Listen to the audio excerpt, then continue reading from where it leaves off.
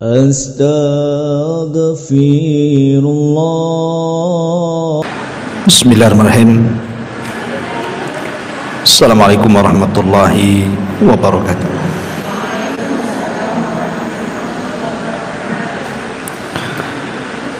Alhamdulillah wassalatu wassalamu ala rasulillah wa ala alihi wa sahbihi wa mawalah wa la hawla wa la quwata illa billahi wa ba'du. Alhamdulillah, segala puja dan puji hanya milik Allah subhanahu wa ta'ala. Salawat dan juga salam kita hadiahkan kepada Rasul kita Nabi besar Muhammad sallallahu alaihi wa ala alihi wasallam. Pembahasan di pagi hari ini, insyaallah kita akan membahas seputar renungan kematian. Dan ini pembahasan seputar alam barzah, dari mulai kematian, kemudian masuk ke alam barzah. Di sana ada himpitan kuburan, fitnah kubur, azab kubur, kemudian juga apa saja yang bisa menyelamatkan kita dari azab kubur, kemudian amal-amal apa saja yang bermanfaat bagi si mayat, dan begitu seterusnya. Ma'asyiral muslimat yang dimuliakan Allah subhanahu wa ta'ala, Allah subhanahu wa ta'ala berfirman, kullu nafsin dha'iqatul maut. Setiap jiwa itu pasti mengalami kematian. Siapapun manusianya, bahkan para nabi sekalipun disentuh dengan kematian. Walaupun ada diperselisihkan seperti Nabi Ilyas, apakah dia masih hidup, kemudian Nabi Khidir, apakah dia masih hidup, tapi pendapat yang kuat wallahu a'lam bahwa mereka juga sudah meninggal, kecuali yang dikecualikan Allah, Isa ibnu Maryam. Karena memang Allah subhanahu wa ta'ala yang berfirman bahwa Isa itu belum meninggal. Tetapi semua manusia pasti meninggal, hatta Isa sekalipun akan meninggal. Makanya ketika para ulama membahas kenapa Nabi Adam alaihi salatu wassalam diturunkan dari sorga ke bumi, supaya mengalami kematian. Sebab kalau Adam tetap di sorga, Adam tidak akan mengalami kematian, karena sorga itu darul khulud, tempat memang dikekalkan di situ. Makanya Adam supaya disentuh dari kematian, hikmahnya adalah diturunkan dia dari sorga ke bumi. Makanya Adam pun disentuh dengan kematian, dan seluruh anak turunannya juga disentuh dengan kematian. Apalagi kematian itu kan sesuatu yang sudah ditakdirkan. Setiap manusia itu sudah ada takdirnya. Dan semakin jauh periode Adam sampai ke umat Rasul kita Muhammad sallallahu alaihi wasallam, maka usia manusia juga semakin pendek. Terlebih Nabi SAW membatasi dengan kalimat a'maru ummati bainas sittina wa sab'in, bahwa usia umatku itu berkisar antara 60 sampai 70 tahun saja. Artinya sedikit sekali yang melewati 70 tahun. Rata-rata manusia itu 70 tahun ke bawah pasti sudah meninggal.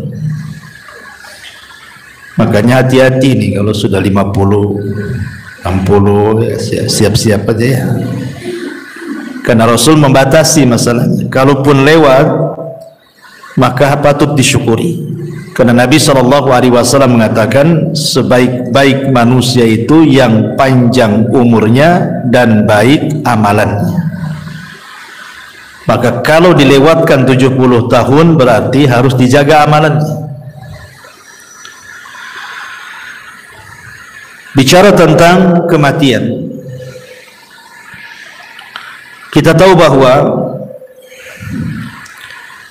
di antara arkanul kiamah, rukun-rukun kiamat itu atau rukun-rukun hari akhir itu, salah satunya adalah al-maut, kematian.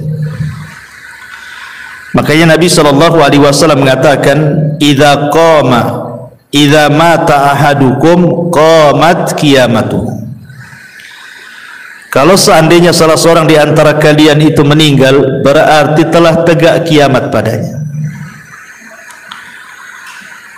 Kiamat itu maksudnya kiamat besar itu pasti terjadi. Sebagaimana kematian juga pasti berlaku. Tetapi dari dua perkara ini yang jelas-jelas adalah kematian.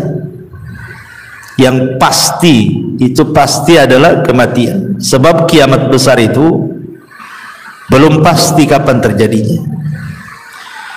Karena Nabi SAW sendiri ketika ditanya oleh malaikat Jibril kapan kiamat, Rasul tidak jawab kan. Rasul hanya mengatakan mal mas'ulu anha bi'a'lama minas sa'il. Orang yang ditanya tidak lebih paham daripada orang yang bertanya. Maknanya Rasul dan Jibril sama-sama tidak tahu kapan kiamat. Tapi kalau kematian itu sudah kepastian. Kenapa? Karena Rasul sudah membatasi umur antara 60 sampai 70 tahun, sedikit yang melewati itu, kata Nabi. Lah dari sini karena kematian jauh lebih pasti dibandingkan kiamat, maka sudah selayaknya manusia itu punya persiapan. Apa persiapannya? Tentu tidak lain dan bukan taqwallahi azza wa jalla, bertakwa kepada Allah subhanahu wa ta'ala. Ma'asyiral muslimat yang dimuliakan Allah subhanahu wa ta'ala, ada hadis yang panjang sekali. Hadis ini dari Bara bin Azib radhiyallahu anhu. Jadi suatu ketika Nabi SAW itu bersama para sahabat sedang hendak menguburkan salah satu jenazah. Tetapi ketika itu yang menggali lubang belum selesai menggali lahat, sehingga Rasul saat-saat menanti penggalian lahat itu, Rasul mengumpulkan para sahabatnya kemudian berceramah seputar dicabutnya ruh mukmin dan kafir. Lah Nabi SAW kemudian menjelaskan, adapun ruhnya seorang mukmin, kata Nabi SAW, maka akan dicabut dimulai dari jari jemari kaki dan juga tangan. Jadi ruh itu tercabut dari jari jemari dulu, kemudian naik ke atas sampai kemudian di tenggorokan. Lah apabila ruh itu sudah berkumpul di tenggorokan, maknanya ruh tidak mungkin dikembalikan. Kalau ruh sudah sampai di tenggorokan, ruh tidak mungkin dikembalikan lagi ke badannya. Inilah isyarat firman Allah subhanahu wa ta'ala, hatta idza balagatit taraqi wa qila man ra. Hatta idza balagatit taraq, sampai ketika ruh itu di tenggorokan, maka Allah katakan apa? Wa qila man ra. Siapa yang bisa meruqyah dia? Maksudnya mengembalikan ruh ke dalam jasadnya gitu. Tidak ada. Dari sini Rasul mengatakan bahwa tobat seorang hamba tertutup dan tidak ada guna apabila ruh sudah sampai di tenggorokan. Kata Nabi SAW, innallaha yakbalu taubata abdin ma lam yugharghir. Allah itu masih menerima tobatnya seorang hamba sebelum ruh berada di tenggorokan. Kenapa demikian? Karena tadi ruh tidak bisa dikembalikan. Makanya ada dua waktu tobat itu diterima. Pertama, ruh belum mengumpul di tenggorokan. Yang kedua, matahari belum terbit dari arah barat. Kalau dua perkara belum terjadi, maka ada kesempatan tobat. Tapi kalau dua waktu sudah terjadi, maka tobat tertutup. Kemudian Nabi SAW mengatakan, apabila ruh dicabut itu tabi'ahul basar, jadi pandangan kita mengikuti. Ruh itu kan keluar dari mulut kita, kemudian keluar, nanti mata ini mengikuti ruh tercabut. Makanya setiap orang yang meninggal pasti melotot matanya karena mengikuti pandangannya. Maka disunahkan ditutup supaya tidak mengenakuti orang. Lah disitulah Allah Subhanahu wa ta'ala mengutus malakul maut dan rusulul maut. Jadi ada dua malaikat. Pertama malakul maut yang memang tugasnya hanya mencabut nyawa. Dan malakul maut itu bukan satu malaikat seperti Jibril, satu malaikat kan, Mikail satu malaikat, Israfil satu malaikat. Malakul maut ini jumlahnya banyak. Karena setiap hari yang mati itu kan bukan satu orang. Satu dunia ini bisa ratusan bahkan ribuan. Kalau terjadi bencana seperti kemarin di Turki kan, itu bisa ribuan tuh dalam satu hari itu. Kemudian yang kedua ada namanya rusulul maut.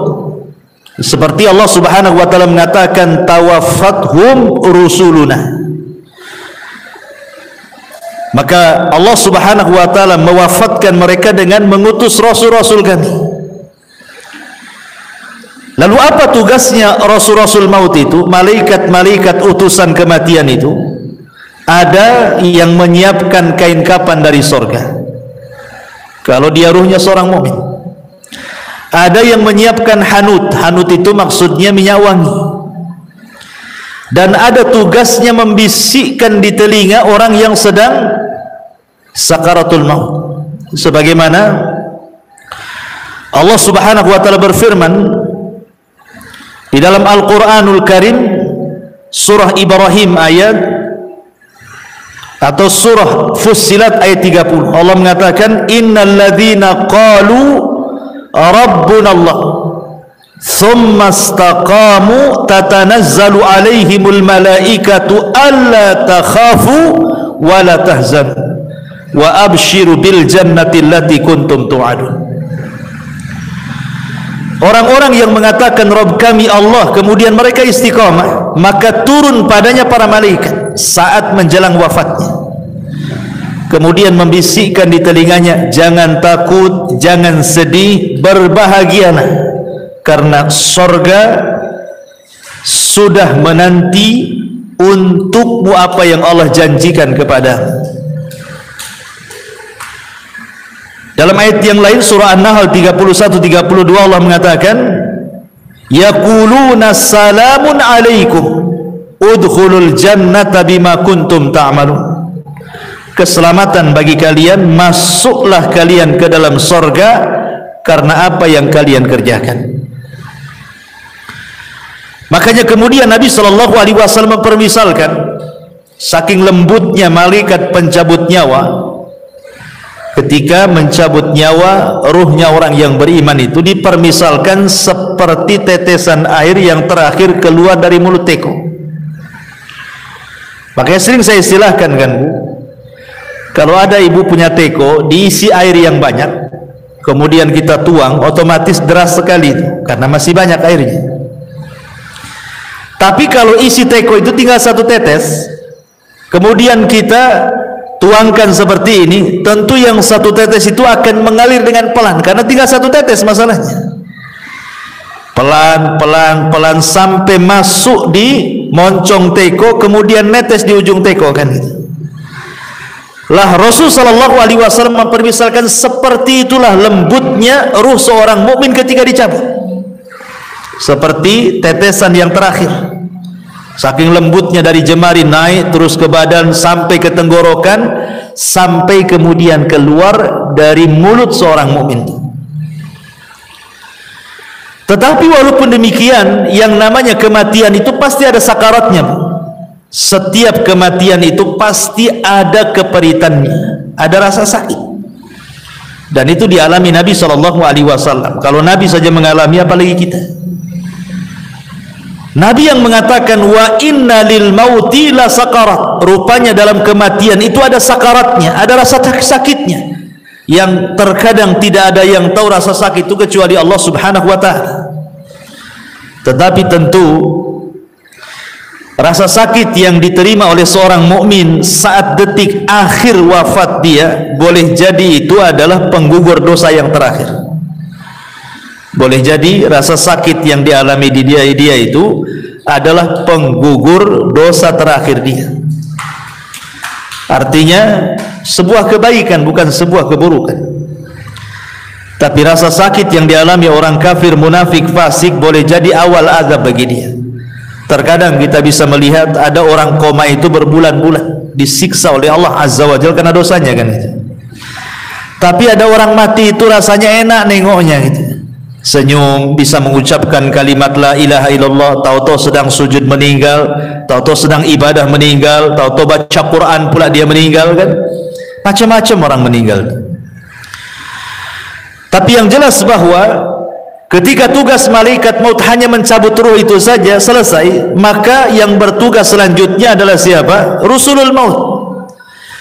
Diletakkan ruhnya di kain kafan dari sorga, kemudian dibaluri minyak wangi dari sorga, kemudian dibalut, yang subhanallah dijelaskan dalam hadis itu bau minyak wangi dari sorga itu membumbung sampai ke langit, sehingga semua para malaikat di langit itu bertanya, itu ruhnya siapa itu?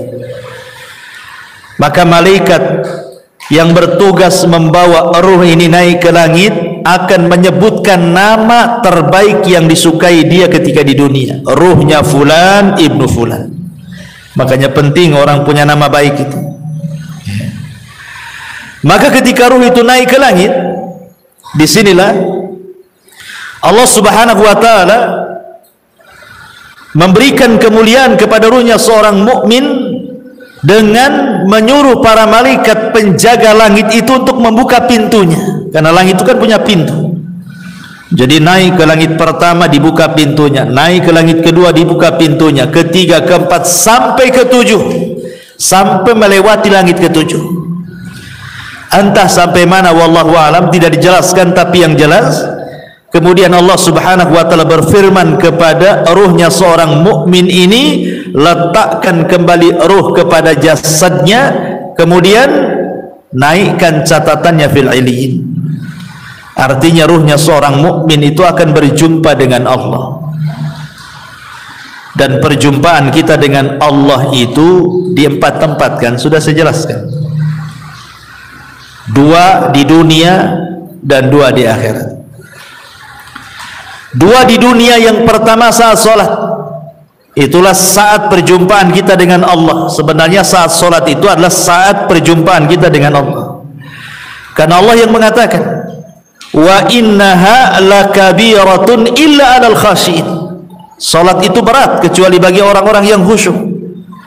Kemudian Allah tafsirkan dalam Al-Quran siapa orang-orang yang khusyuk itu, alladzina yadhunnuna annahum mulaqu rabbihim, orang-orang yang yakin bahwa mereka sedang berjumpa dengan Allah. Kemudian yang kedua, ini saat sakaratul maut ini, saat ruh dibawa oleh malaikat rusulul maut ke melintasi langit ketujuh, itu juga berjumpa dengan Allah. Dan Allah katakan kembalikan ruhnya ke dalam jasadnya, kemudian naikkan catatannya di tempat yang paling tinggi yang disebut dengan illiyin. Kemudian 2 nanti kelak pada hari kiamat, ketika Allah Subhanahu wa ta'ala menggiring manusia sesuai dengan sesembahannya. Jadi Allah akan mengumpulkan manusia itu sesuai dengan sesembahannya. Yang nyembah sapi di sana, yang nyembah ular di sana, yang nyembah batu di sana. Jadi manusia itu akan dikumpulkan bersama sesembahannya. ketika semua manusia dikumpulkan bersama sesembahannya, disitulah Allah Subhanahu wa ta'ala akan menampakkan siapa yang menyembah kepada dirinya, akan menampakkan kepada manusia yang selama ini menyembah kepada dirinya. Anehnya, di situ orang yang beriman dengan orang munafik dikumpulkan.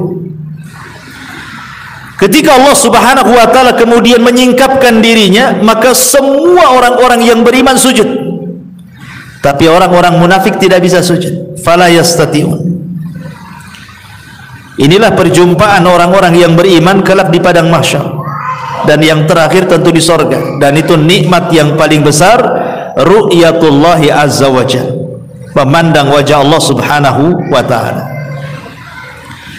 Jadi ketika ruh itu kemudian naik ke langit dan Allah Subhanahu wa ta'ala memerintahkan untuk dikembalikan ke dalam jasadnya, kapan itu peristiwa ini? Ketika manusia sibuk sedang fardu kifayah. Jadi ketika mayat meninggal, ruh diangkat itu kan orang-orang sibuk tuh, ada yang memandikan, ya kan? Ada yang mengkafankan, ada yang menyolatkan. Jadi mayat itu sendiri yang sudah tidak ada ruh itu sibuk sedang di fardu kifayahkan, sementara ruh itu punya kesibukan sendiri, gitu maksudnya. Baru setelah kemudian selesai menyolatkan, kemudian ruh ini dimasukkan ke dalam jasadnya dimasukkan ke dalam keranda, kemudian menuju kuburan, ya kan? Maka ruh ini kemudian masuk di situ. Kalau ruhnya orang-orang yang beriman, maka akan bicara, qaddimuni qaddimuni, segerakan aku katanya. Jadi ketika berada di atas kendaraan itu, keranda itu, maka ruhnya orang yang beriman itu yang masuk ke dalam jasadnya, dia akan bicara, tapi tidak ada yang mendengar. Ya, walaupun mungkin suaminya, istrinya, ayahnya, anaknya, nggak ada yang mendengar. Walaupun dia teriak-teriak qaddimuni qaddimuni gitu, segerakan aku. Tapi kalau ruhnya orang kafir, ruhnya orang munafik, ruhnya orang-orang fasik, dia akan berteriak-teriak, celaka kalian, ya wailaha aina tadhhabun, celaka kalian, mau dibawa kemana aku ini gitu. Ini kalau ruhnya orang jahat nih, mereka akan mengatakan, ya wailaha aina tadhhabuna biha, hendak dibawa kemana aku ini. Subhanallah. Kata Nabi SAW, yasma'u sautuha atau yasma'u sautaha kullu syai'in, segala sesuatu mendengar teriakannya, illal ins, kecuali manusia. Manusia tidak mendengar. Jadi ketika ruh sudah menyatu dengan jasadnya, kemudian dibawa ke arah kuburan dan hendak dikuburkan itu, dia berteriak-teriak. Binatang mendengarnya, semua makhluk mendengarnya, kecuali manusia dan jin tidak bisa mendengar. Tetapi kalau ruhnya orang baik, tadi saya katakan apa? Dia akan mengatakan qaddimuni qaddimuni, segerakan aku katanya. Subhanallah kan?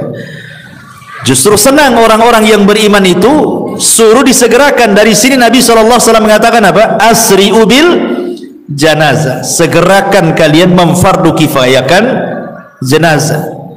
Kenapa demikian? Wa in taku salihatan fa khairun tuqaddimuna. Kalau memang ini orang baik, maka Anda sudah berlaku kebaikan kepada orang ini dengan menyegerakan.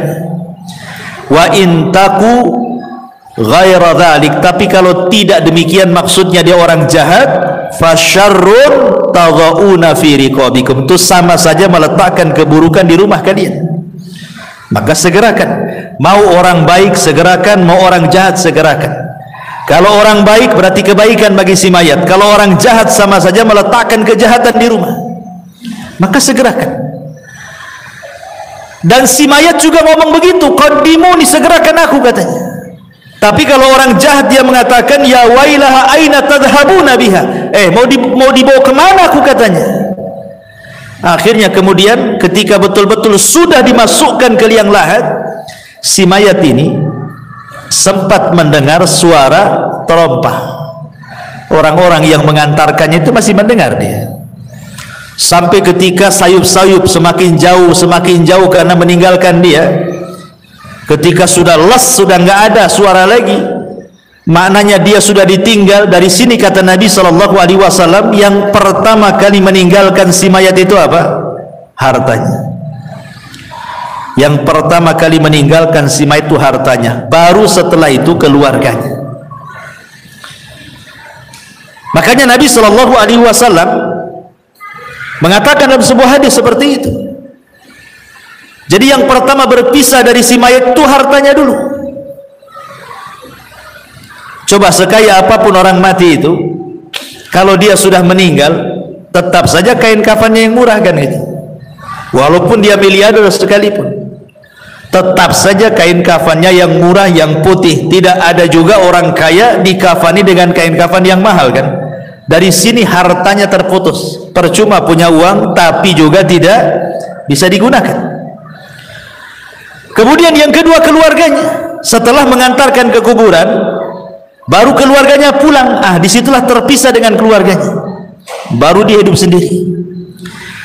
Makanya Nabi SAW ketika menjelaskan tentang seputar kuburan itu, Nabi SAW mengatakan dalam hadis Abi Hurairah radhiyallahu anhu, kata Nabi SAW, anna imra'ata sauda kana taqumul masjidah. Ada wanita berkulit hitam itu biasa menyapu di masjid Nabi SAW. Kemudian wanita ini meninggal. Nabi SAW tidak diberitahu. Kata Rasul, afala kuntum adzantumuni, kenapa kalian tidak menghabarkan kematian wanita itu, katanya. Maka Rasul mengatakan, duluni ala qabriha, kalau begitu tunjukkan di mana kuburannya. Kemudian Nabi SAW setelah ditunjukkan kuburannya, apa kata Rasul? Inna hadhil kubur mamlu'atun zulmatun ala ahliha wa innallaha azza wa jal yunawwiruha lahum bisalati alaihim. Kata Nabi SAW, sesungguhnya kuburan-kuburan ini dipenuhi dengan kegelapan-kegelapan bagi para penghuninya, dan sesungguhnya Allah Subhanahu wa ta'ala menyinarinya bagi mereka dengan salatku terhadap mereka. Dari sini kita tahu bahwa orang masuk kuburan itu gelap, sangat gelap gitu ya, karena Rasul yang mengatakan bahwa kuburan-kuburan ini penuh dengan kegelapan. Bukan hanya penuh dengan kegelapan, Bu ya, tapi penuh dengan ketakutan. Dan itu disebutkan dari Hani radhiyallahu an, budaknya Utsman ibn Affan radhiyallahu an. Dia berkata, kana Utsman idza waqafa ala qabrin baka hatta yablu lihiyatahu. Kebiasaan Utsman, kata Hani ini, jika berhenti di sebuah kuburan, beliau menangis sampai tangisannya membasahi janggutnya. Faqila lahu, maka dikatakan kepadanya, tuzakkirul jannata wan nar fala tabki wa tabki min hada. Wahai Utsman, kau diingatkan dengan surga dan neraka tak menangis, tetapi diingatkan dengan kuburan menangis pula. Apa jawaban Utsman? Kata Utsman ibn Affan radhiyallahu anhu mengatakan, inna nabiyya sallallahu alaihi wasallam qala, karena Nabi SAW bersabda, innal qabra awwalu manzilin min manazilil akhir, fa in naja minhu fama ba'dahu aisar minhu wa illam yanju minhu fama ba'dahu ashaddu minhu. Qala wa qala an-nabiy sallallahu alaihi wasallam, ma ra'aitu mandaran qad illa al-qabru afda'u minhu. Kata Rasul. Kata Utsman ibn Affan radhiyallahu anhu, aku pernah mendengar Nabi sallallahu alaihi wasallam bersabda, kubur ini adalah persinggahan pertama dari persinggahan-persinggahan akhirat. Bila seseorang selamat dari keburukan kubur, maka setelahnya lebih mudah baginya. Tapi bila dia tidak selamat dari keburukan kubur, maka setelahnya lebih berat. Kemudian Utsman mengatakan, sungguh aku pernah mendengar Rasul mengatakan, aku tidak melihat satu pemandangan pun yang lebih menakutkan dibandingkan kuburan, kata Rasul. Jadi kuburan ini menakutkan dan juga menggelapkan. Lah ketika kemudian si mayat ini sedikit demi sedikit kan sudah hilang suara terompah yang didengar yang mengantarkannya itu, disitulah datang dua malaikat yang disebut dalam hadis itu namanya Munkar dan juga Nakir. Apa yang dilakukan Munkar dan Nakir? Kata Nabi dalam hadis Bara bin Azib ini, fayatihi malakani, kemudian dua malaikat datang kepadanya, fayajlisanihi, maka mendudukkan si mayat itu yang sudah ditiupkan ruh itu tadi. Fayaqulani lahu, maka keduanya akan membentak dan mengatakan, man rabbuk, siapa Rabbmu?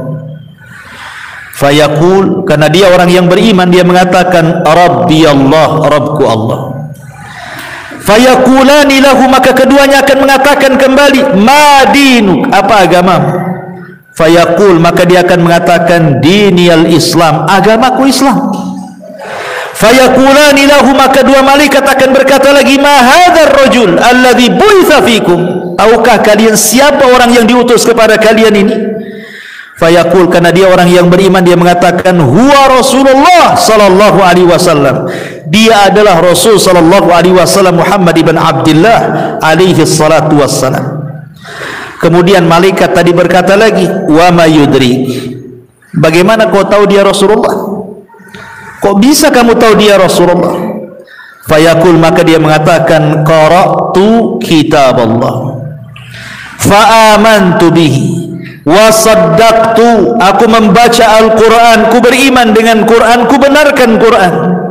Fayunadi munadin fis sama, ketika dia bicara seperti itu, maka tiba-tiba ada penyeru dari langit, ang sadaqa abdi, hambaku telah benar, hambaku telah benar dengan jawabannya. Apa yang terjadi? Karena hambaku telah benar, maka fafrishuhu minal jannah wa albisuhu minal jannah waftahu lahu baban minal jannah, lapangkan kuburannya, hantarkan pakaian dari sorga, buka pintu-pintu sorga kepadanya. Kemudian dikatakan fayatihi min rauhiha wa tibiha, maka tiba-tiba ketika pintu sorga itu dibuka, semerbak harum dari sorga itu kemudian masuk ke dalam kuburannya, kuburannya menjadi harum ya. Kemudian ketika itu wa yufsahu lahu fi qabrihi madda basarihi, tiba-tiba kuburannya diluaskan sejauh mata memandang. Jadi kalau ibu naik di atas ketinggian kemudian melihat gitu ya, sampai di mana, itulah maksudnya sejauh mata memandang itu. Tapi dalam riwayat yang lain diluaskan itu 70 hasta kali 70 hasta, luasnya kuburan itu diluaskan. Tentu ini alam gaib ya, bukan Bu? Karena sehebat apapun alat dunia, anggaplah dipasang CCTV sekalipun, ya tetap saja segitu. Coba saja taruh CCTV, pantaulah itu di CCTV itu, apakah dia menyempit ataukah melebar, ya tetap saja segitu kan. Artinya bahwa alam kubur ini bagian daripada alam gaib. Kenapa kita tidak tahu dan kita tidak bisa memprediksi kan bahwa kuburan ini meluas atau menyempit? Karena antara alam dunia dan alam kubur itu ada namanya barzah, maka disebut alam barzah. Barzah itu tembok penghalang antara alam dunia dan alam kubur itu. Makanya Allah mengatakan dalam Al-Quran itu bahwa di situ terdapat barzakhun ila yaumil yub'atsu, ada barzah pemisah antara dunia dan alam kubur sampai hari dibangkitkan.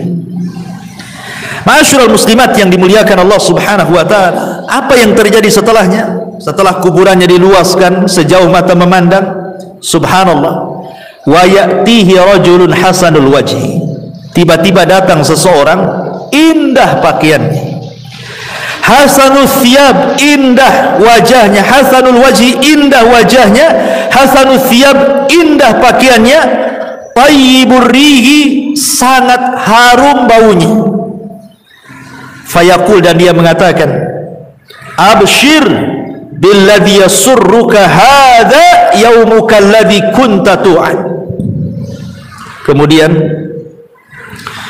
orang ini mengatakan, berbahagialah, berbahagialah katanya, dengan apa yang menyenangkan dirimu, inilah hari yang engkau tunggu selama ini katanya. Kemudian dia mengatakan, si mayat ini, man anta, siapa kamu? Fawajhukal wajhu yaji'u bil khairi, aku lihat wajahmu mendatangkan kebaikan. Siapa kamu ini? Sudah berbuat baik menemani aku di kuburan ini gitu ya. Fayaqul, maka dia mengatakan, ana amalukas saleh, sayalah amal saleh, sayalah amal salehmu. Dalam riwayat, ketika dia mendapatkan kebaikan itu, maka orang ini mengatakan di hadapan si mayat yang beriman itu, nim naumatal arush, kalau begitu tidurlah engkau layaknya pengantin baru. Jadi disuruh tidur, sehingga ketika dia tidur dia mimpi dengan mimpi yang indah. Itulah disebut nikmat kubur ya. Mimpi sangat indah sekali, sehingga tanpa kemudian disadar, tahu-tahu kiamat pula dibangkitkan. Ketika kiamat dibangkitkan itulah, maka orang yang baik ini kemudian memberitahu bahwa Israfil akan meniupkan sangkakalanya. Kemudian orang ini mengatakan, siapa kamu ini sebenarnya? Maka orang baik ini mengatakan, ana amalukas saleh, sayalah amal solehmu. Maksudnya sayalah solatmu, sayalah puasamu, sayalah zakatmu, sayalah silaturahimmu, sayalah ibadahmu. Jadi ibadah itu akan menemui kita di kuburan, sebagaimana kita akan menjumpai Allah Subhanahu wa ta'ala di 4 tempat yang saya jelaskan. Kita juga akan menjumpai amal soleh kita di 4 tempat juga sama, 2 di dunia, 2 di akhirat kan gitu ya. Adapun di dunia kita bisa rasakan amal soleh kita kan. Ibu kalau hari-hari ngaji seperti ini kan tambah itu kan iman kita itu rasanya itu mau ibadah itu semangat, itu artinya kita mendapatkan amal soleh kita di dunia itu ada pengaruhnya. Sebagaimana orang maksiat kan ada pengaruhnya bukan? Futur, malas gitu ya kan. Maka amal soleh juga kita bisa dapati gitu ya, dengan semangatnya kita beribadah. Karena iman dalam definisi ahli sunnah itu yazidu bi ta'ah, bertambah karena ketaatan. Kita bisa rasakan itu. Kemudian yang kedua, di sini dalam kuburan ini kita akan mendapatkan amal soleh kita dalam wujud manusia. Sehingga ketika ditanya, siapa engkau ini? Wajahmu kok wajah yang baik sekali. Maka dia akan mengatakan, ana amalukas soleh, saya amal solehmu. Artinya kita akan mendapatkan amal soleh kita kan di kuburan ini dalam bentuk manusia yang akan menemani kita sepanjang kita di kuburan kita.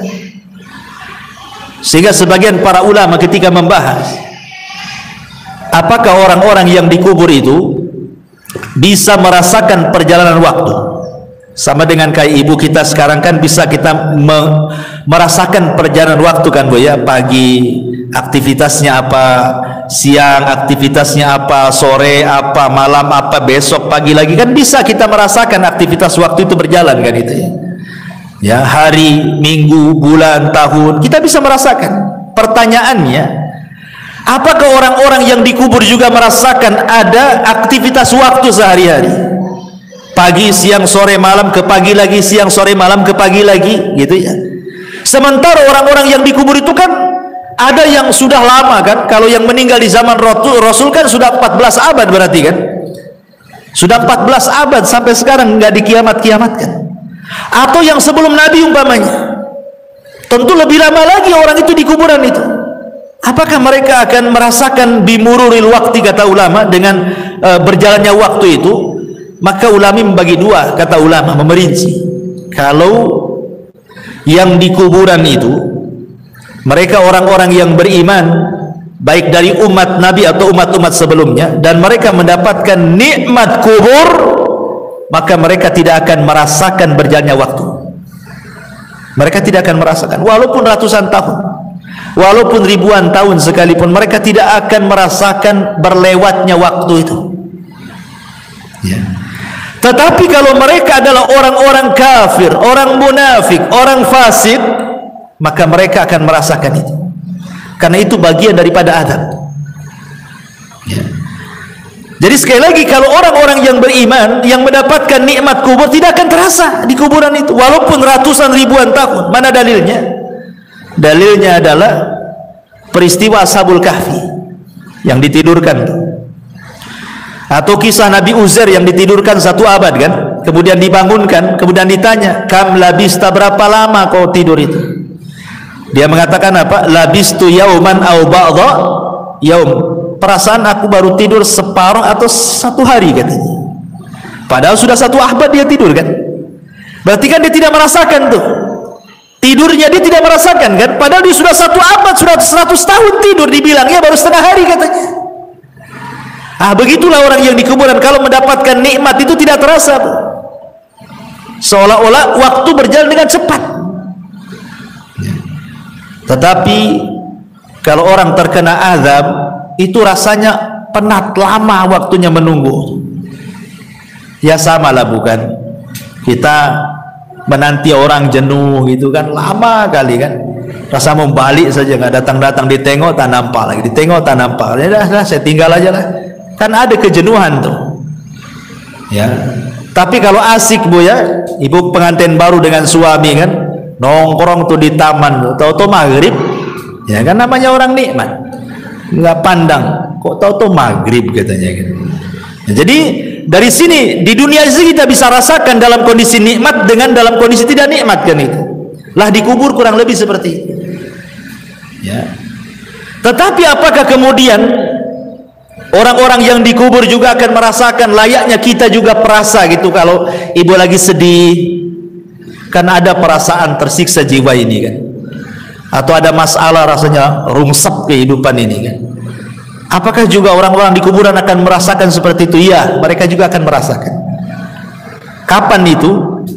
Apabila ditangisi orang yang ada di atas. Kalau orang yang di atas itu melakukan niyaha, niyaha itu meratap kepada orang yang ada di kuburan itu, maka orang yang ada di kuburan itu merasa diazab. Maksud diazab itu bukan azab fisik, bukan, tapi azab jiwa. Jiwanya itu sedih, tersiksa. Ya. Makanya kenapa Nabi SAW melarang, tidak boleh seseorang itu melakukan niyaha kan? Karena mayat itu yu'adzab, akan diazab, kata Nabi SAW, biniyahatil hayyi, karena niyahahnya, meratapnya orang yang hidup kepada orang si mayat, akan diazab. Maksudnya bukan azab fisik, tetapi dia tersiksa, hatinya tersiksa gitu, karena sebab tangisan orang-orang yang di atas. Makanya dilarang. Niyah itu termasuk dosa besar. Nabi SAW sampai mengatakan, kalau orang yang meratap itu tidak bertobat, kata Rasul, maka dia akan dibangkitkan kelak pada hari kiamat dengan dipakaikan pakaian dari ya, dari besi panas dulu yang timah panas, kemudian dari baju yang gatal, yang nggak bisa dicopot, gatal saja. Ya naudzubillah.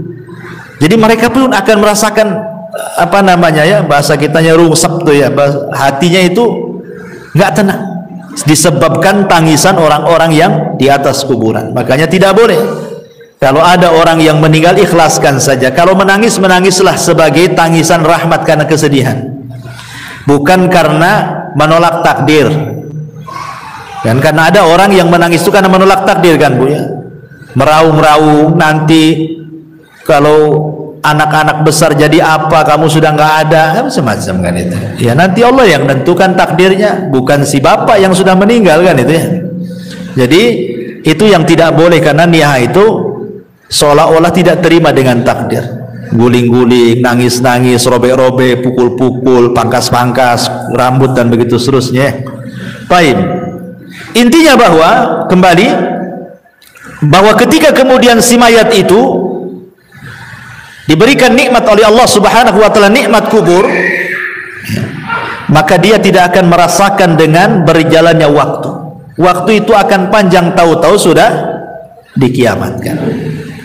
Tapi yang perlu ibu pahami bahwa di dalam peristiwa-peristiwa kubur itu, sebelum dua pertanyaan malaikat mungkar dan nakir yang disebut dengan fitnah kubur itu, ada peristiwa yang sebelumnya dilalui manusia yang disebut dengan ghadtatul qabri, himpitan kuburan.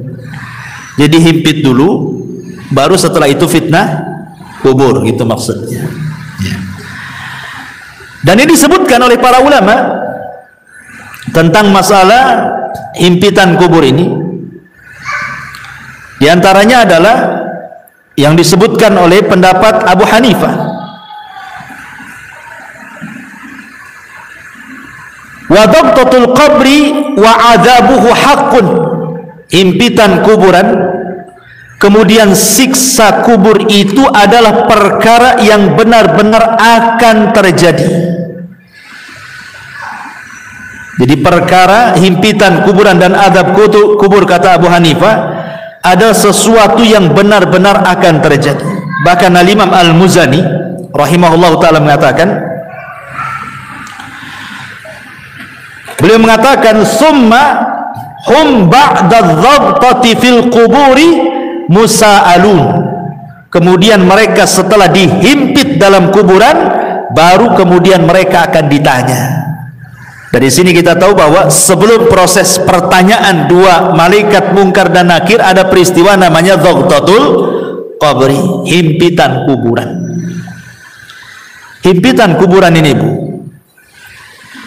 itu sangat menyakitkan bagi si mayat, karena ketika ruh itu sudah menyatu dengan jasadnya, kemudian tanah itu menyempit sampai meretakkan semua tulang dan persendian.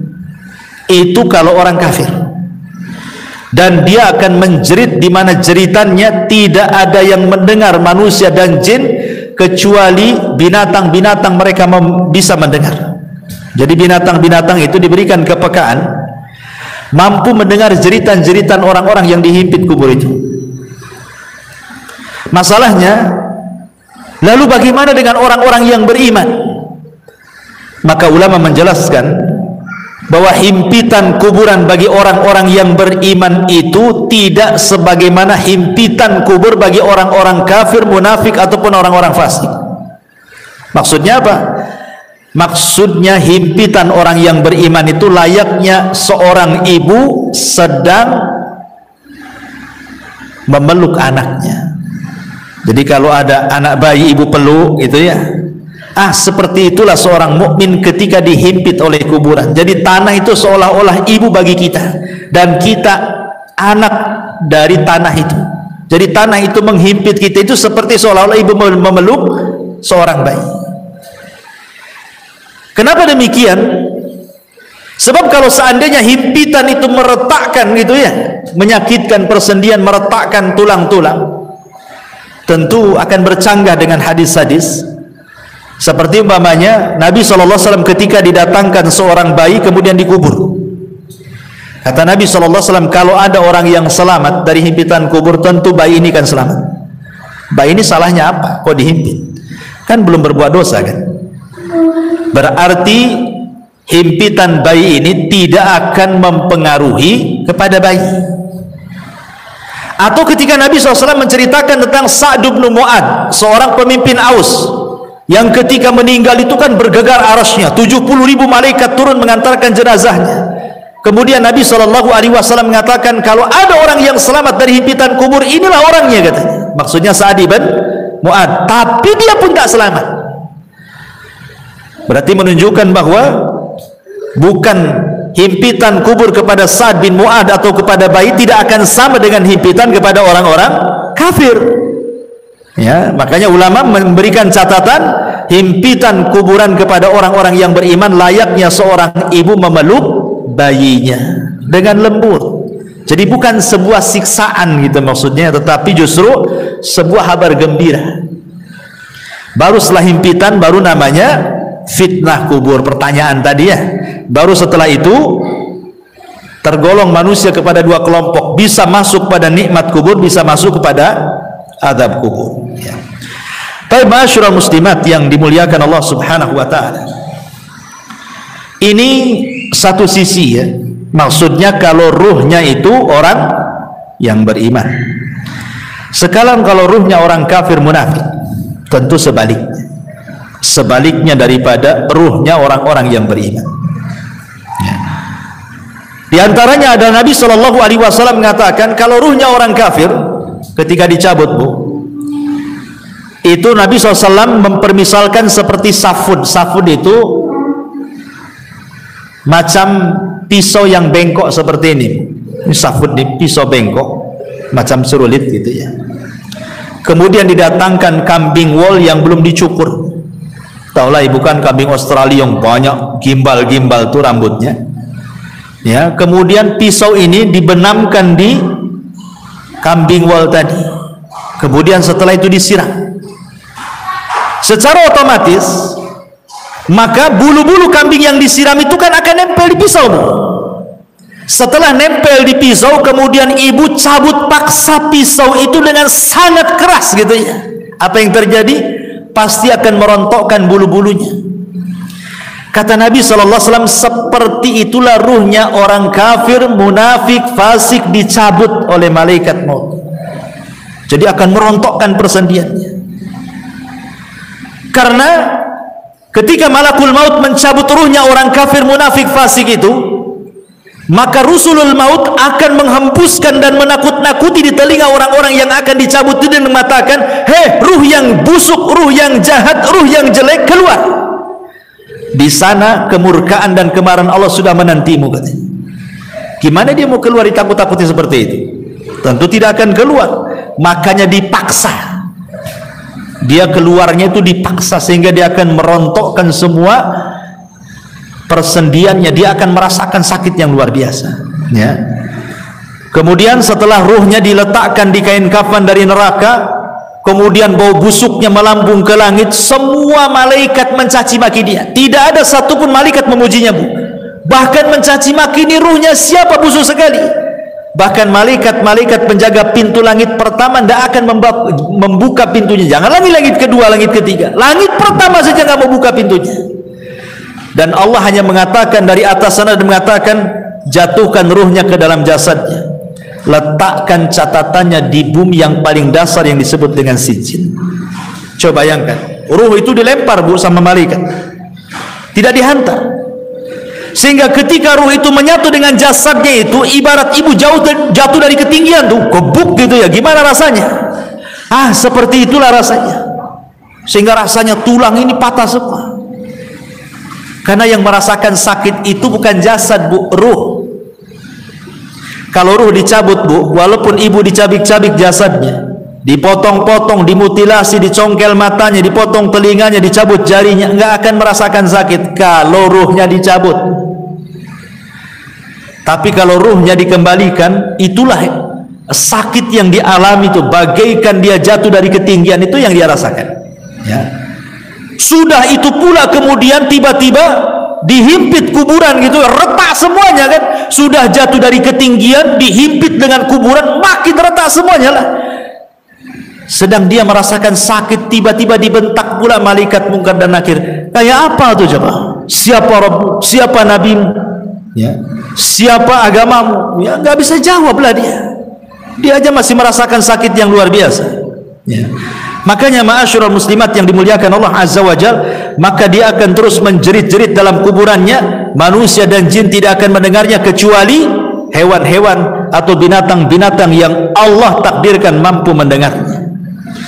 Ma'asyiral muslimat yang dimuliakan, dan begitu seterusnya. Dan Allah Subhanahu wa taala ketika dia tidak sanggup menjawab, apa kata Allah? An kadzaba 'abdi, hambaku telah berdusta. Bukakan pintu neraka, hempaskan panasnya. Lah disitulah dia akan mengalami yang disebut dengan azab kubur. Ya. Ini sekilas tentang kematian, fitnah, himpitan, azab dan juga nikmat kubur. Baik. Kita masuk pada pembahasan berikutnya. Ma'asyiral muslimat yang dimuliakan Allah Subhanahu wa taala. Kalau kita sudah tahu dan kita yakin dan percaya di sana ada nikmat dan azab kubur, lalu apa saja hal-hal yang bisa kita ini terhindar dari itu semuanya? Apa caranya supaya kita bisa terhindar dari azab kubur itu?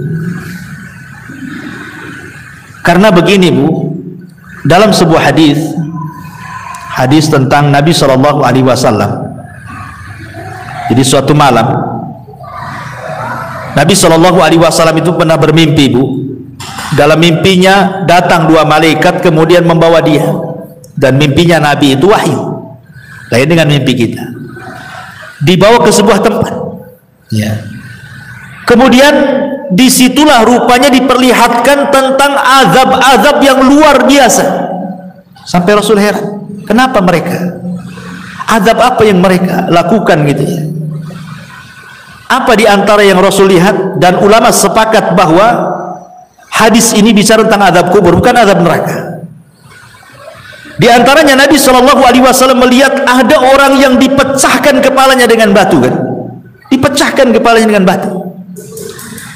Kemudian setelah dipecahkan nih, kemudian malaikat yang memecahkan kepala itu pergi hendak mencari batu lain. Kemudian datang lagi, kepalanya sudah utuh lagi, dipecahkan lagi. Kemudian sudah pecah, dia pergi lagi cari batu lagi yang baru, datang lagi, rupanya kembali lagi kepalanya. Asik gitu saja. Jadi Rasul mengatakan, mahadan, ini siksaannya apa nih orang ini, kok ngeri kali gitu ya. Rupanya kemudian malaikat mengatakan bahwa siksaan orang ini karena ketika datang waktu sholat sengaja dia tidur. Datang waktu sholat, harusnya kan dia sholat, sengaja pula dia tidur. Kemudian yang kedua, ada lagi orang itu digambarkan oleh Nabi SAW. Subhanallah, orang ini kakinya di atas digantung, kepalanya di bawah. Kemudian di sampingnya ada orang bawa pisau bengkok, kemudian dimasukkan di mulutnya, kemudian dirobek sampai tengkuknya. Kemudian setelah itu dimasukkan di lubang hidungnya, dirobek sampai tengkuknya. Setelah robek ini dari hidung ke tengkuk, dari mulut ke tengkuk, kemudian dia mau mengambil sebelah kirinya. Ketika diambil sebelah kirinya, sebelah kanannya sudah kembali lagi. Ya. Kemudian dirobek dari sebelah kiri, mulut sampai ke tengkuk, hidung sampai ke tengkuk. Ketika pindah ke sebelah kanan, balik lagi ke semula gitu. Asik gitu saja. Sehingga Rasul mengatakan, kenapa orang ini? Maka kemudian malaikat ini mengatakan, karena ketika di dunia ini dia suka berdusta sampai dustanya itu membumbung ke ufuk, katanya. Maksudnya apa dusta membumbung ke ufuk itu, Bu? Maksudnya dusta membumbung ke ufuk itu, maksudnya dustanya itu sampai menyebar kemana-mana. Dahulu orang berdusta menyebar itu kan sulit, Bu. Pamannya kita mau berdusta, untuk menyebar di satu puskopkar ini agak sulit karena kan dari mulut ke mulut. Tapi kalau sekarang ini kita nulis di medsos saja sebuah berita hoax, itu sudah menyebarkan satu dunia, bukan? Jadi hadis ini baru dipahami oleh para ulama, rupanya inilah yang dimaksud orang berdusta sampai membumbung ke ufuk itu. Sekali nulis kemudian langsung di-share, bukan hanya satu grup, satu dunia tahu. Inilah maksudnya berdusta membumbung ke ufuk ini. Naudzubillah, sekarang loh hari-hari orang berdusta semua orang lihat. Ya, maaf saya minum.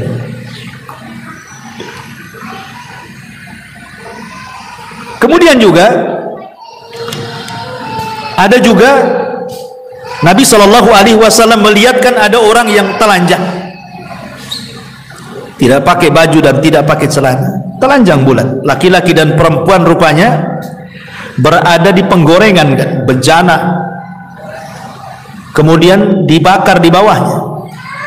Dia tidak bisa keluar dari bejana itu, kepanasan luar biasa. Ketika ditanya, rupanya mereka adalah para pezina. Kemudian Rasul melihat lagi ada danau semua darah, bukan air tapi darah. Jadi ada orang yang berenang di tengah tuh, berusaha ke pinggir tidak bisa, karena setiap ke pinggir ada malaikat yang menyuapkan dengan batu.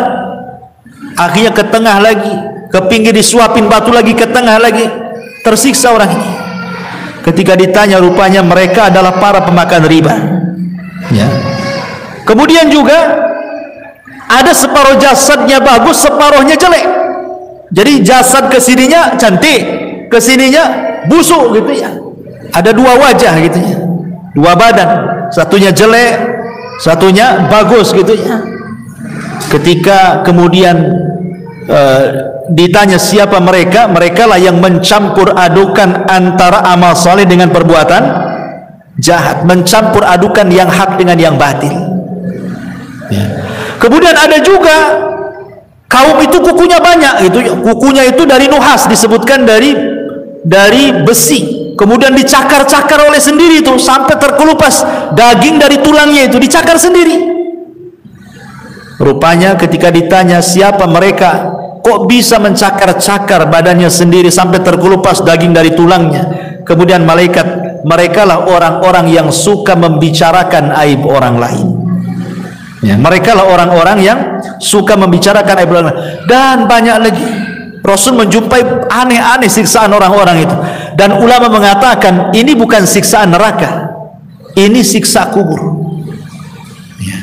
Apa penyebabnya coba? Penyebabnya banyak. Tadi sudah disebutkan di sini. Di antaranya orang yang tidur saat waktu sholat. Kemudian orang yang berdusta sampai membumbung ke langit.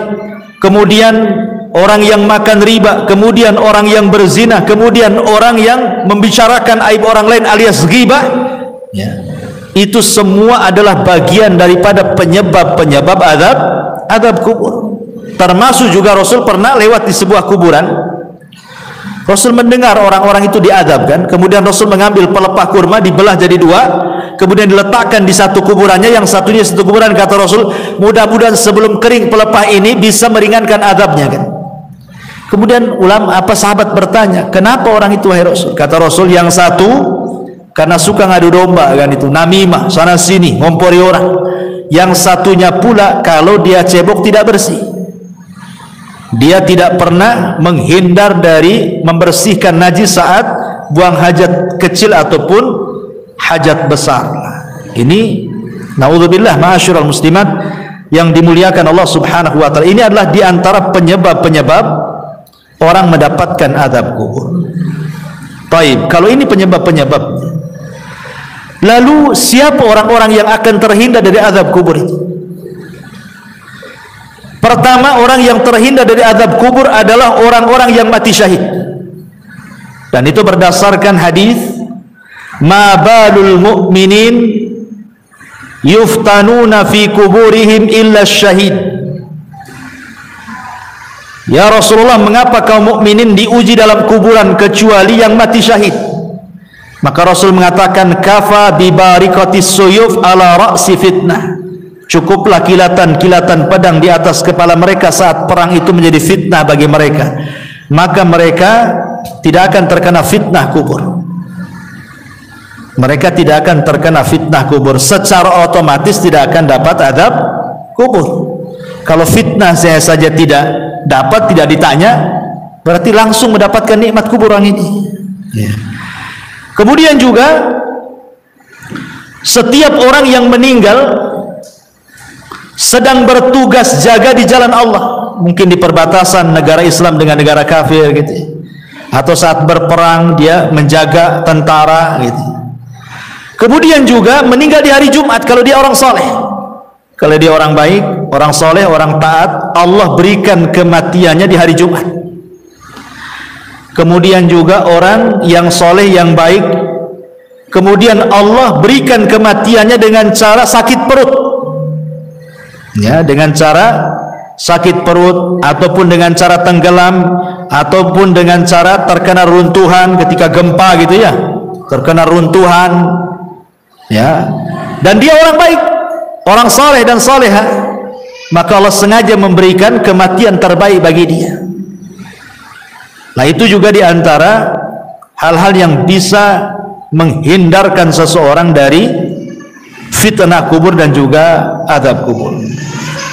Baik, ma'asyiral muslimat yang dimuliakan Allah Azza wa Jalla, sekarang apa peran orang yang hidup, kita ini loh Bu, yang hidup, supaya adalah amalan-amalan itu yang bermanfaat untuk meringankan orang yang ada di kuburan itu. Apa yang harus kita lakukan? Ma'asyiral muslimat yang dimuliakan Allah Subhanahu wa taala, sebelum saya menjelaskan hal ini, saya akan jelaskan amalan-amalan yang bermanfaat dulu bagi si mayat itu. Kata Nabi sallallahu alaihi wasallam, al-kayyisu man dana nafsa wa amila lima ba'dal maut. Orang yang cerdas itu Bu, adalah orang yang introspeksi, senantiasa introspeksi diri dan mempersiapkan sebuah amalan untuk kematiannya. Itu orang cerdas, kata Nabi. Amalan ini kan banyak Bu, ya kan? Macam-macam amalan di dunia ini. Tetapi orang yang cerdas itu pasti dia akan memilih mana-mana amalan yang bermanfaat untuk kematiannya, mana-mana amalan yang sedikit manfaat untuk setelah kematiannya. Lah di antara amalan-amalan yang sangat bermanfaat untuk setelah kematiannya disebutkan dalam beberapa riwayat. Pertama, ketika Nabi Shallallahu Alaihi Wasallam bersabda dari hadis Muslim, "Idza mata ibnu Adam inqata amaluhu illa min thalathin, sadaqatin jariyah, aw ilmin yuntafa'u bihi, aw waladin salihin yad'u lahu." Apabila anak Adam meninggal dunia, terputus amalnya kecuali 3 perkara: sedekah yang mengalir, ilmu yang bermanfaat, atau anak saleh yang mendoakan orang tuanya. Hadis yang kedua, hadis dari Abu Hurairah radhiyallahu an yang dikeluarkan Imam Ibnu Majah. Rasul mengatakan, "Inna mimma yalhaqul mu'min min amalihi wa hasanatihi ba'da mautihi." Sesungguhnya yang sangat bermanfaat bagi seorang mukmin dari amalannya setelah kematiannya dan dari kebaikannya setelah kematiannya, pertama, ilman allamahu wa nasyarahu. Ilmu yang ibu pelajari, kemudian ilmu itu didakwahkan ibu dan ibu sebarkan. Sekarang kan mudah menyebarkan ilmu kan, di tangan ibu kan ada handphone nih, pamannya sekarang ngaji, ibu rangkum, kemudian ibu tulis, kemudian ibu share di grup-grup, kan sama dengan menyebarkan ilmu. Daripada ilmu selfie nggak jelas kan, bagus kita nyebarkan ilmu gitu ya, jelas manfaatnya setelah kematian. Wa waladan salihan tarakahu, atau anak soleh yang ibu didik. Ibu didik sehingga anak ini menjadi anak yang soleh. Tidak mesti anak sendiri, entah anak saudaranya, entah anak orang, ibu ambil angkat, ibu didik sampai dia paham agama, kemudian ibu meninggal dan dia mendoakan, maka itu sangat bermanfaat.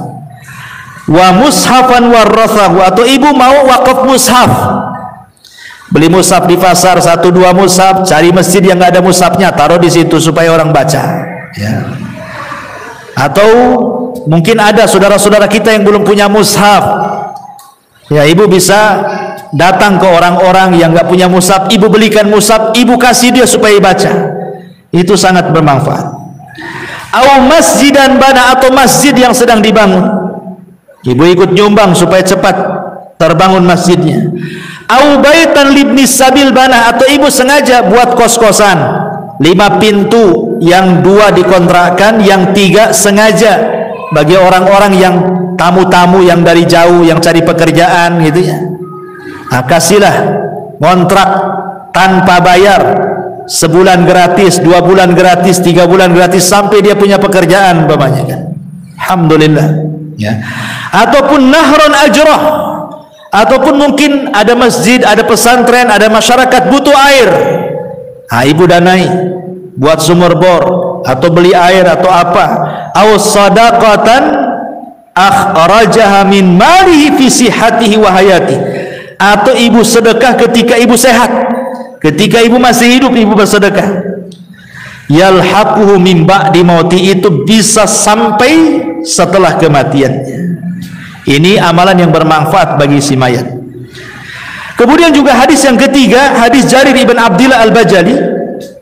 Rasul mengatakan, man sanna sunnatan hasanatan, barang siapa yang berikan contoh terbaik kemudian diikuti orang, kemudian diikuti lagi orang lain, akhirnya banyak mengikuti, maka dia akan mendapatkan pahala, dan pahala orang mengikutinya sampai pun dia sudah meninggal akan mengalir terus gitu. Ini juga memberikan contoh yang terbaik kepada orang lain. Termasuk juga adalah hadis juga, amalan yang paling baik selain daripada itu adalah doa, haji, umroh, dan begitu seterusnya ya. Ini diantara amalan-amalan ya. Lalu kita yang hidup, umpamanya ayah kita meninggal, ibu kita meninggal, suami atau istri atau siapalah dari orang yang kita cintai meninggal, bagaimana cara membahagiakan mereka? Para ulama mengatakan yang paling mudah membahagiakan orang yang ada di kubur itu, Bu, doa. Itu yang paling mudah. Kalau ibu ingin membahagiakan orang tua yang sudah meninggal, ibu yang sudah meninggal, bapak yang sudah meninggal, kita ingin membahagiakan mereka, maka ibu terus berdoa sejak dia meninggal sampai hari ini, walaupun mungkin berpuluh-puluh tahun. Berdoalah dengan 3 kata. Apa itu? Allahumma gfir lahu, ya Allah ampuni dosanya. Maka dia sangat bahagia, Bu, kalau ibu ngomong begitu. Yang kedua, Allahumma arhamhu, ya Allah kasihi dia, rahmati dia.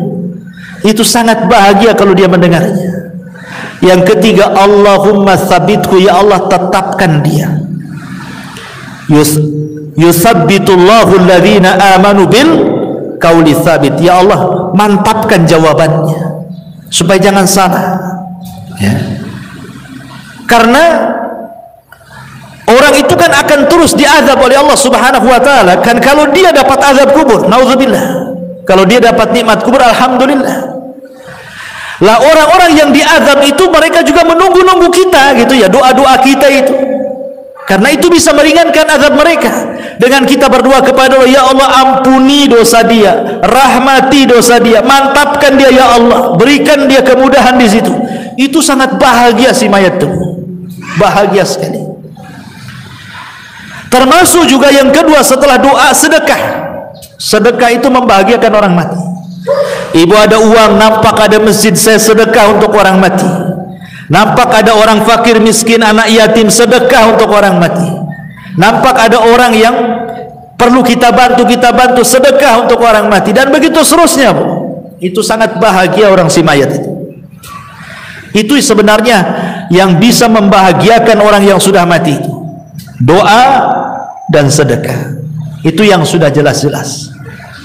Ya, adapun yang lain kan jadi perselisihan para ulama, seperti baca Quran itu jadi khilaf ulama. Nah, kita kan cari yang jelas-jelas saja, yang tidak ada khilaf ulamanya di situ. Ya. Jadi itu diantara hal-hal yang bermanfaat bagi si mayat. Yang paling penting adalah doa dan juga sedekah. Dan ingat, jangan sampai niyah. Itu akan menyakiti hati dia. Jangan sampai niyah, meratap. Makanya kenapa dalam Islam itu wanita dilarang sering-sering datang kuburan kan? Bahkan Rasul mengatakan la'anallah zawarat, dalam riwayat zuwarat al-kubur. Allah melaknat wanita-wanita yang suka ziarah kubur. Maksudnya suka ziarah kubur ini karena bahasanya pakai siagul mubalaghah. Zuwarat atau zawarat itu menggunakan siag al-mubalaghah, artinya yang sering-sering. Boleh sekali-kali tapi jangan sering-sering. Karena sering-sering ziarah kubur itu akan menggugah sehingga orang itu takut meratap.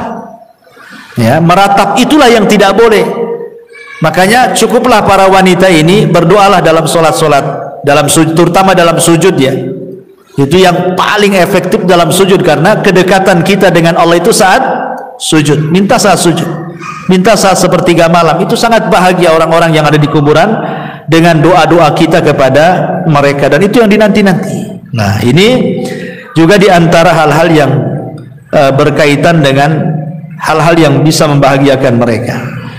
Wallahu alam. Saya kira cukup, sudah hampir setengah 12. Taib, sebelum saya tutup, kalau ada yang bertanya silakan.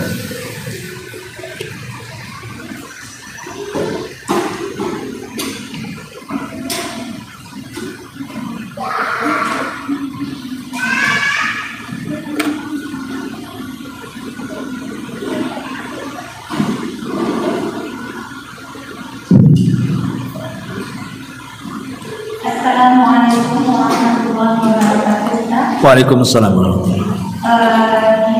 Yang setelah oleh kita lebih 4 tempat, terus adalah pengaruh orang merasa di kuburan, maka orang yang meninggal akan merasakan tidak tenang. Yang namanya kan Ustaz, apakah pengaruh orang yang merasa tersebut tidak merasa tenangnya itu bagi orang yang soleh kah, atau bagi orang yang diazab? Maksud anak, apakah orang yang soleh merasakan juga ketika ada keluarganya yang anak-anaknya beliau tersebut? Iya. Ya, apakah termasuk juga orang yang beriman ataukah di luar orang beriman gitu ya? Kalau kita melihat hadis-hadis tentang masalah larangan niyahah, Bu, itu umum, ya, sangat umum. Seperti Nabi SAW mengatakan, isnatani fin nasi huma bi kufrun, at-ta'nu fin nasabi wan niyahatu 'alal mayyit. Dua perkara kalau terjatuh maka jatuhlah dalam kekufuran. Salah satunya adalah mencela nasab dan meratap orang mati. Kemudian di dalam hadis Nabi SAW mengatakan bahwa sebab di antara azab kubur itu, maksudnya si mayat itu merasa tersiksa dengan azab itu adalah biniyahatil hayy, karena ratapan orang yang hidup. Jadi di sini tidak dicerita orang yang ada di kubur, tapi cerita orang yang meratap.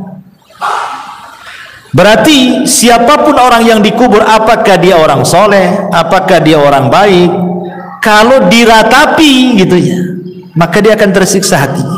Ingat, tersiksa hatinya, bukan tersiksa badannya ya. Diazab di sini bukan azab fisik, bukan. Tapi merasa sedih dia di dalam kuburannya. Kenapa kok saya walaupun sudah mendapatkan nikmat kubur kok diratapi? Saya sudah senang di sini. Sehingga dia akan merasa sedih juga gitu, si mayat yang ada di dalam kuburan itu. Makanya dilarang. Kenapa kemudian Nabi menganggap niyahah itu sebagai dosa besar? Karena menyiksa hatinya orang yang sudah meninggal, walaupun dia orang baik. Ya, walaupun dia orang baik, ibunya soleh, bapaknya ibunya soleha, bapaknya soleh, kemudian meninggal. Anaknya pula toleh gitu ya, nggak jelas gitu, akhirnya meratap, maka kan tersiksa itu ibu bapaknya. Maksudnya tersiksa batinnya, sekali lagi ya, bukan jiwanya, bukan badannya disiksa, nah, maksudnya batinnya tersiksa. Ya, jadi tidak ada ketenangan jadinya. Dia sudah tenang masih juga diganggu. Itu maksudnya. Wallahu a'lam. Baik. Cara membahagiakan orang yang meninggal tadi ada dua sebab, banyak berdoa dan banyak sedekah. Yang Anda tanyakan Ustaz, ketika Allah memilih dia sebagai orang yang soleh, Ustaz, tentu saja seperti yang Ustaz sampaikan tadi, dia ibarat orang yang tertidur dan tidak merasakan apapun kecuali kenikmatan. Yang Anda tanyakan dengan kaitan bagi ini Ustaz, apa saja bagi orang yang sudah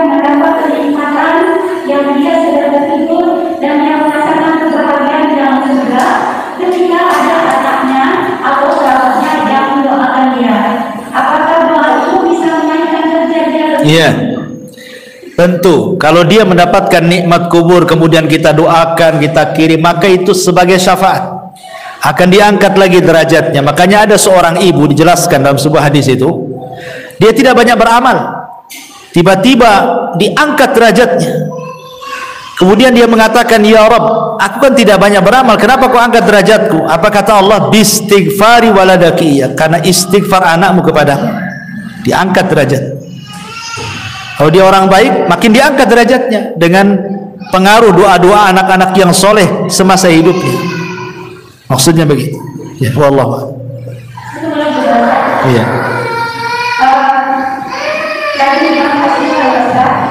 Ketika orang-orang yang meninggal tersebut, Allah sudah menentukan ketika dia beramal soleh, itu kan sudah diutus dua malaikat dan dua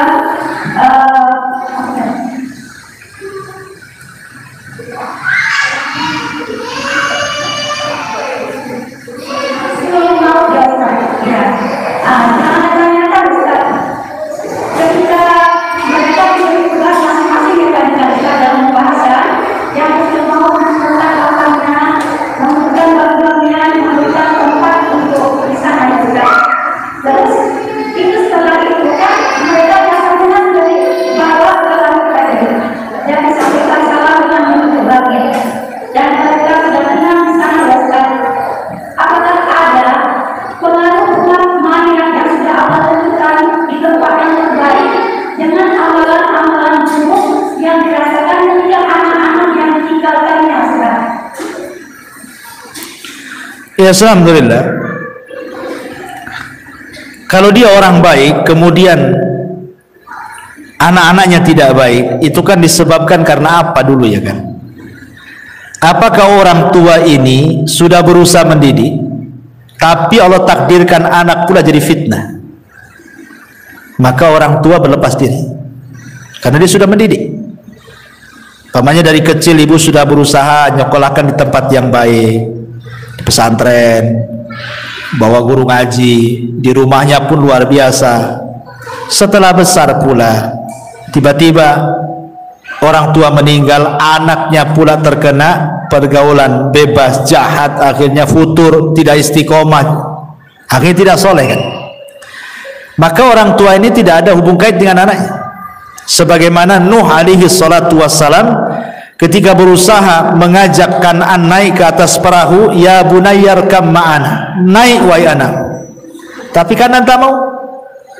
Akhirnya Allah mengatakan, sudah tinggalkan, innahu laisa min ahlik, dia bukan keluargamu lagi. Jadi kalau orang tua sudah berusaha mengarahkan tapi anak pula yang berbelok, itu orang tua tidak bisa disalahkan, artinya tidak akan menanggung dosa anak ya. Tapi kalau orang tua soleh sendiri membiarkan anaknya gitu ya, maka dia akan kenal dosa anaknya, karena dia tidak bertanggung jawab. Dia akan terpengaruh di situ dan dia pun pasti akan mendapatkan hal-hal dalam kuburan kan, karena itu kan termasuk dosa. Orang tua membiarkan anaknya tidak bertanggung jawab kan dosa. Iya jelas, karena dia berbuat dosa lah kan gitu. Di dunia aja berbuat dosa. Orang tua membiarkan anak kan dosa, jelas dosa anak. Bahkan itu termasuk durhakanya orang tua kepada anak. Seperti yang dulu pernah saya ceritakan, ada anak dilaporkan sama orang tuanya ke Amirul Mukminin Umar bin Khattab karena jahat. Kata orang tua ini, wahai Amirul Mukminin, hukum anak saya, jahat dia sama saya kata. Akhirnya Amirul Mukminin lihat dohir kasusnya, hampir mau menghukum anak itu. Kata anak itu cerdas, tunggu dulu wahai Amirul Mukminin, bisa enggak saya bicara kata. Kata Amirul Mukminin, bicara. Anak ini mengkiaskan, Amirul Mukminin saya enggak bercerita kata. Ada orang membeli seorang budak wanita, kemudian digauli budak wanita itu. Setelah hamil dia tidak suka kehamilannya, dia hanya ingin gauli saja. Lahirlah kemudian dari budak itu anak laki-laki. Karena tidak suka dari awal, tidak punya keinginan punya anak dari budak, akhirnya dibiarkanlah anak itu sampai besar akhirnya jahat. Kira-kira wahai Amirul Mukminin, yang disalahkan bapaknya, tuannya, atau anaknya kalau itu jahat? Kata Amirul Mukminin, ya bapaknya lah salah. Kata anak itu kisah itu saya ini, kata. Maka Amirul Mukminin mengatakan, tutup kasus. Sebelum anakmu durhaka kepadamu, engkau sudah durhaka kepada anak. Kan itu ceritanya. Ya, jadi tidak semua durhaka itu berasal dari anak orang tua pada anak pun bisa durhaka gitu maksudnya. Ketika tidak mendidik kan, berarti kan dosa besar, dia melanggar karena tidak bertanggung jawab. Sementara Rasul mengatakan kullukum ra'in wa kullukum mas'ul, kalian itu pemimpin dan akan ditanya setiap kepemimpinannya kan. Ya jelas pengaruh itu, dosa anak itu akan terbawa kalau itu kesalahan orang tua. Ya, wallahu a'lam.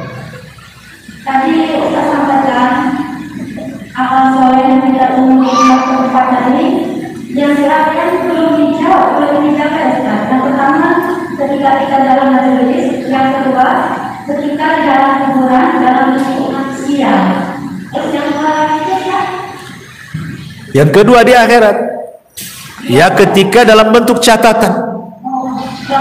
Iya.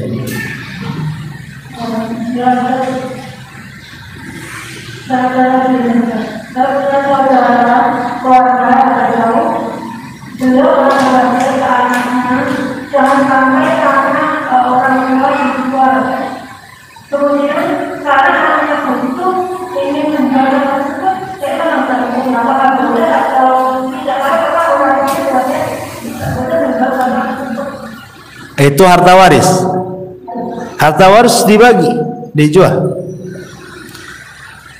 Karena wasiat itu tidak boleh di atas kebatilan.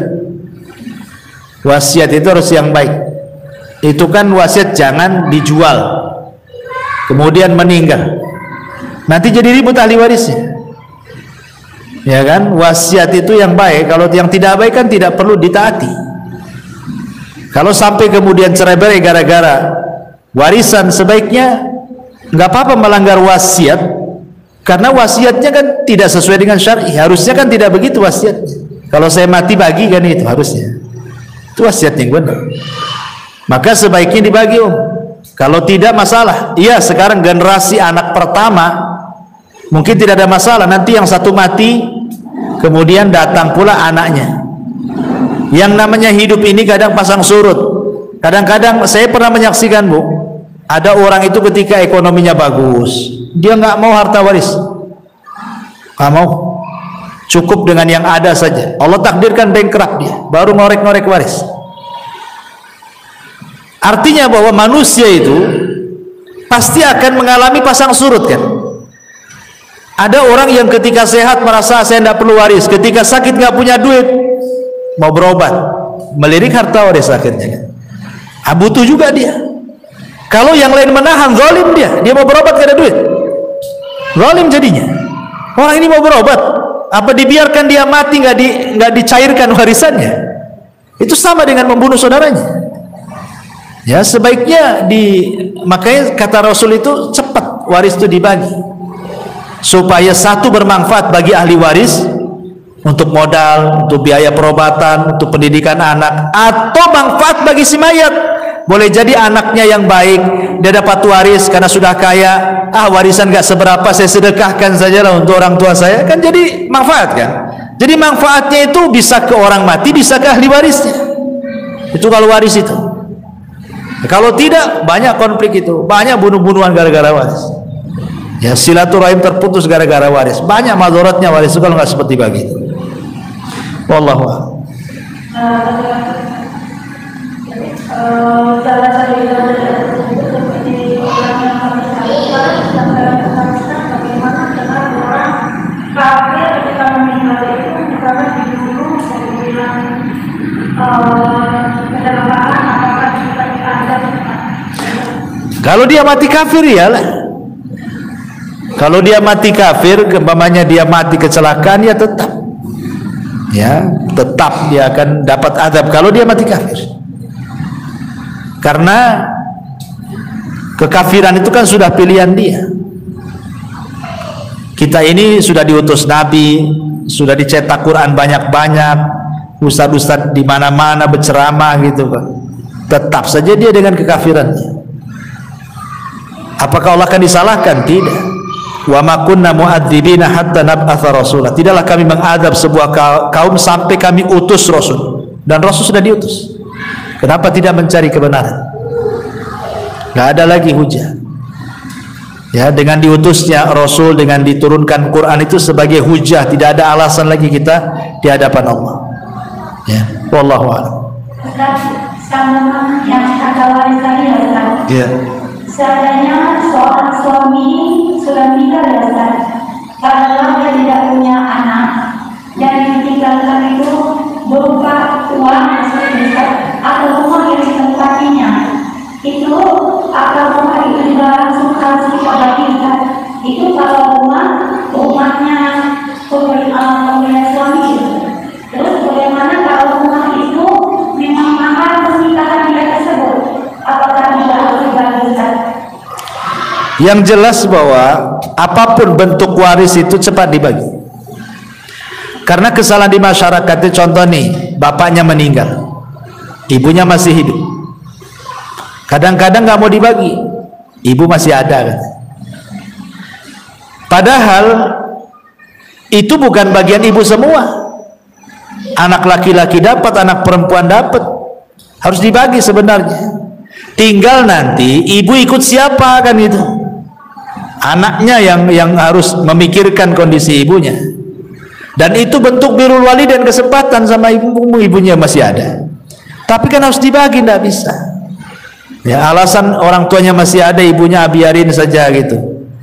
Dikhawatirkan tadi salah satu anaknya lebih dulu meninggal dibandingkan ibunya. Ibunya masih hidup, anaknya pula meninggal. Kan dia nggak menikmati harta kekayaan warisnya dari orang tuanya kan? Nggak pernah menikmati. Dia mau senang-senang, mau sedekah, mau apa, nggak pernah menikmati. Ini tadi Ustaz, kalau dia tidak punya anak, tidak punya keluarga, apa langsung dibagi dengan kerabat suaminya Ustaz? Ya jelas kan, ahli waris itu kan ada yang dalam bentuk asobah. Asobah itu ada dua, asobah lidzati, asobah li ghairi. Artinya anak-anaknya dulu, atau anak laki-laki baru anak perempuan. Kalau tidak ada anak-anaknya kan dia punya saudara, saudaranya dapat dia. Nah, lihat kan sistem waris itu kan ke atas, ke bawah, ke atas, ke samping namanya kan. Ke bawah anak-anaknya dulu, baru ke atas ibu, nenek, buyut, ya kan, baru ke samping saudara. Nah gitu. Berarti mau nggak mau dia kan harus keluar dari rumah itu ya Ustaz? Ya dibagi, harus dibagi. Secara warisnya dibagi dulu. Wallahu a'lam. Assalamualaikum Ustaz. Waalaikumsalam. Ini mau bertanya tentang tata cara pengumpulan semalam. Sebelum semalam ini meninggal, semalam ini berpesan agar dikumpulkan sesuai dengan ini. Iya. Dan yang diberi wasiat ini seperti istrinya gitu. Karena istrinya tidak memiliki kekuatan, jadi sama pihak keluarga itu dikumpulkan tidak sesuai sunnah. Itu apakah yang diberi wasiat tadi mendapatkan dosa? Ya, alhamdulillah. Ya sebenarnya kalau ada wasiat itu kuat. Orang yang dapat wasiat memandikan itu dia sangat kuat posisinya. Namanya nih, ibu punya suami, kemudian sebelum meninggal tolong bilang sama Ustaz Abu Merah, beliau yang mandikan. Berarti saya ini lebih kuat dibandingkan keluarga, karena saya pihak orang yang diwasiati, lebih kuat posisinya. Ya, harusnya kan pihak keluarga tahu. Nah, makanya kenapa wasiat itu kalau bisa perlu ditulis. Kalau sekarang mungkin direkam gitu ya, ada handphone kan. Nah, kadang keluarga nggak percaya kan, mana ada dia wasiat-wasiat, pandai-pandai kau aja katanya. Takutnya gitu pula kan. Makanya harus ditulis wasiat itu supaya dibaca oleh semuanya. Ya, kalau keluarga nggak percaya kan ada bukti itu. Datangkan orang pintar, para ustadz, nanti kan dijelaskan sama keluarga. Ya, karena masalah wasiat itu kan semua orang paham, takut melanggar wasiat itu. Ya. Sekarang masalahnya kalau wasiat hanya berbisik-bisik sebelum meninggal, dia berbisik, tolonglah kalau saya meninggal kau yang mandikan. Nah, tapi karena terkalahkan dengan keluarganya, akhirnya yang harusnya ibu mandikan keluarganya pula yang lain, atau orang lain fardu kifayah yang lain mandiin kan itu. Ya minimalnya ibu ikut mandikan di situ, ikut mandikan di situ, nah, sebagai bentuk pengamalan wasiat tadi. Karena sebenarnya kalau itu suami istri yang berhak memandikan ya pasangan masing-masing. Nah, jadi kalau meninggal istrinya, suaminya mandikan atau sebaliknya, karena hanya dua orang inilah yang berhak melihat aurat dari ujung kaki sampai ujung kaki. Yang lain tidak boleh. Ya. Yang boleh memandang aurat semuanya itu hanya suami ke istri atau istri ke suami. Kalau yang lain memandikan itu agak ribet karena harus ditutup auratnya kan. Walaupun anak-anaknya, tetap kalau dia sudah balik ditutup kan gitu. Tapi kalau suami istri bisa terbuka semuanya. Jadi yang lain hanya pamannya naruh saja gitu ya. Ya istrinya kan bisa. Ya namanya kan telanjang kan lebih luas mandikannya. Yang penting sudah diletakkan di tempat kerandanya kan, bisa sendiri asal sudah ditaruh, karena dia leluasa namanya. Lain dengan kalau yang orang lain kan harus ditutup auratnya dulu, minta diguling sana sini, nggak repot. Sementara kalau suami ke istri atau istri kepada suami, lebih leluasa dia memandikannya itu. Harusnya kan seperti itu harusnya, tapi kan ternyata tidak seharusnya. Ya rupanya dimandikan orang lain kan. Pertanyaannya tadi, apakah yang diberi wasiat berdosa gitu kan pertanyaannya. Kalau yang memberi wasiat kan sudah meninggal, cemana dia berdosa? Otomatis kan apakah yang diwasiati kalau tidak melaksanakan berdosa? Ya jelaslah kalau dia tidak melaksanakan dan dia tidak ada uzur. Lain kalau uzur memang sakit, dia tidak bisa memandikan atau jauh, tolonglah pamannya orang Amerika, tolong Ustaz Abu Mereng mandikan. Saya ke Amerikanya kapan kan itu? Ada uzur kan? Atau sakit atau apa lain? Lo nggak ada uzur gimana kan? Ya harus dimandikan dia. Kalau nggak ada uzur. Dan dia berhak namanya istrinya kepada suami, itu suaminya kan lebih berhak sebenarnya. Maksudnya lebih punya power gitu kan? Ini suami saya. Gitu. Saya berhak memandikan. Kalaupun yang lain ikut ya silakan dari keluarganya kan. Tetapi tetap yang diberikan wasiat harus ikut mandikan di situ. Wallahu a'lam.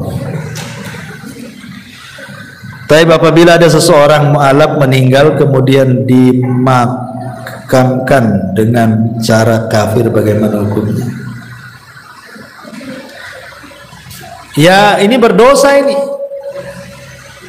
Satu kampung berdosa. Karena kan fardu kifayah. Kalau seandainya nih orang Zatu Puskopkar nih, ada orang muslim meninggal, anggap mu'alaf, kemudian dibiarkan dikembalikan ke keluarganya yang kafir, berdosa semua. Kenapa? Karena fardu kifayah itu kalau ada yang melaksanakan sebagian, gugur bagi yang lain. Tapi kalau seandainya tidak ada yang melaksanakan, berdosa semua ya. Kecuali kalau memang dari pihak keluarga maksa kan, ini anak saya, kalian yang nggak usah ikut-ikut kan. Sementara kita tidak punya pemerintah yang kuat menekan bahwa seorang muslim tidak boleh lagi dimandikan oleh keluarganya yang kafir kan, yaitu kan darurat namanya. Ya, tapi kalau kita biarkan jelas-jelas dia seorang muslim tidak dimandikan, berdosa semua lah. Karena fardu kifayah itu yang kalau sudah dilaksanakan sebagian berarti gugur bagi yang lain. Kalau tidak dilaksanakan berdosa semuanya. Alhamdulillah. Ya, wallahu a'lam. Ya saya kira cukup. Ya, hampir jam 12. Subhanaka bihamdika asyhadu an la ilaha illa anta astaghfiruka wa atubu ilaik.